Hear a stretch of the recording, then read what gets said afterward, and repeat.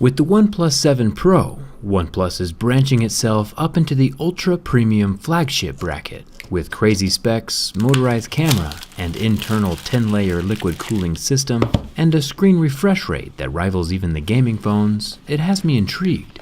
But is it durable? There's no point in buying a phone if it can't survive everyday life. OnePlus sent me the Nebula Blue version to check out. Reminds me of spotlights shining up into a foggy night sky. It's got a frosty matte glass finish. Will the OnePlus 7 be able to survive my durability tests? Only one way to find out. Let's get started. The first thing I noticed out of the box is the minimal bezels, no notch. OnePlus is calling this a fluid AMOLED, and I'll get to more of that in a second. But if we take a look up here at the top, the way OnePlus managed to get rid of the notch was by moving the camera. Like literally adding a motor and moving the camera so it pops out of the phone. I think it's pretty brilliant. If I push the camera back in manually, I get a little warning on the screen asking me to politely not do such things, and I'll obey for now, but I'll definitely be back. Let's start with the scratch test. With the large screen on the OnePlus 7 Pro, it's even more important that the glass remains scratch-free. My Mose picks help me visually see the difference between different types of materials. Normally, metal objects won't be able to do any damage to a glass screen. OnePlus has been nice enough to include a legit plastic screen protector on the phone. I'll remove that so we can test the actual screen. Flexible AMOLED screens damage at a level 2, plastic screens scratch at a level 3, glass scratches at a 5 or a 6, and sapphire scratches at an 8 or a 9. Looking at the marks made by my Mose picks, we can start seeing scratches at a level 6 with deeper grooves at a level 7. Very normal for smartphones these days that are using tempered glass. Up here at the top there is a small sliver of an earpiece. It feels like it's made from metal and sitting just below the surface of the glass. The motorized front-facing camera, which is only visible while the camera itself is enabled, pops out of the phone like a daisy in springtime. The 16-megapixel sensor is protected with a little circle of glass, which is good. It means it won't be getting itself scratched when sliding in and out of the phone. The front area surrounding the circular camera lens is made from plastic, but since it's not an essential or normally visible component, I'm not too worried about it. Just touching or tapping the camera won't make it retract. You have to apply about the same amount of force as it takes to smash a strawberry to get it to go in. The analogy might be a bit weird, but you understand where I'm coming from.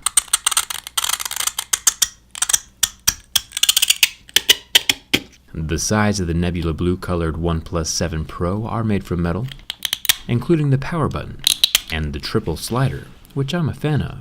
We have the normal mode, vibrate mode, and totally silent mode. I think every phone should have a switch like this. The top of the phone exists. The surface of the mechanical camera slider is made from metal. You can see the silver glinting through after my scratches. The camera unit itself is also made from metal, minus the front plastic bit of course. Down the left side we have a metal volume rocker, and more metal running down the body. Unfortunately for us though, flipping the phone over to check out the base, there is no headphone jack. The SIM card tray, USB-C, and loudspeaker are all covered in metal. It has a dual SIM card tray with a slot on the front and back. Personally, I would rather have an SD card slot in here, but either way it does have the red water-resistant ring to help keep liquid out. The back panel is covered in Gorilla Glass 5, meaning the blue color and logos are all protected against scratches, just like the front screen.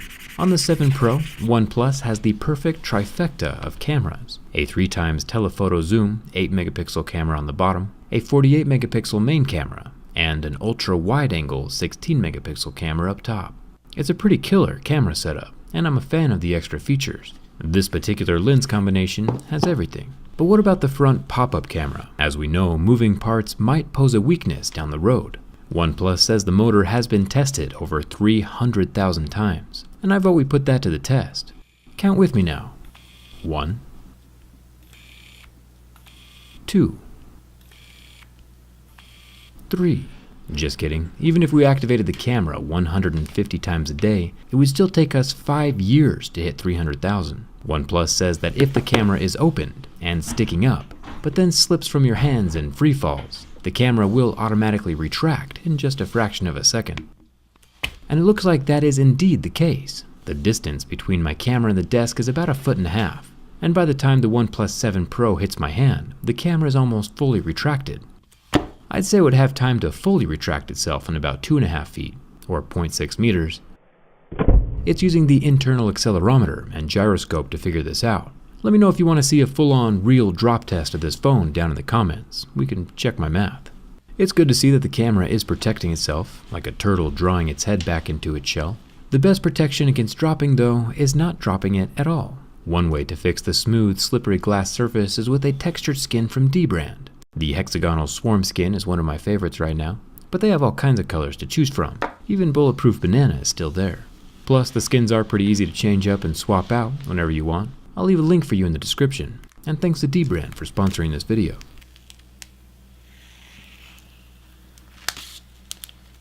Yeah, the OnePlus 7 has some impressive features, but one of the coolest things about this phone is the display. Most smartphones, like iPhones and Samsung, have a 60 Hz refresh rate, meaning that's how fast new images can load.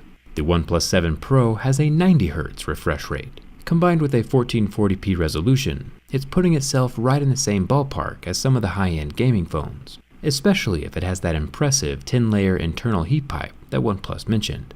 I'll have to take a look at the insides for sure.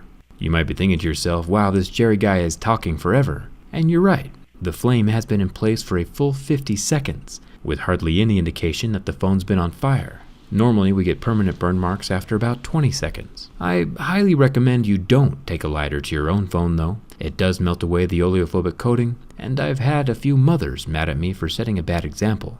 Don't do this at home, kids. I'm a professional.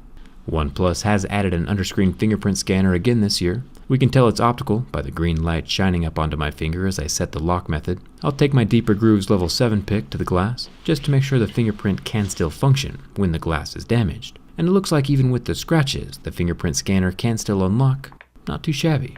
My durability test is not complete without analyzing the structure of the OnePlus 7 Pro. Does the camera slot at the top make it weaker? The only way to find out is with a bend test. When bent from the front, we get a subtle curve, but nothing catastrophic. And flipping the phone over to bend it from the back, we get no glass separation or kinks in the frame. The OnePlus 7 has held up well, and might just be one of my favorite phones so far this year. I'm a sucker for mechanical parts. I think the mechanical camera unit is going to look pretty awesome from the inside.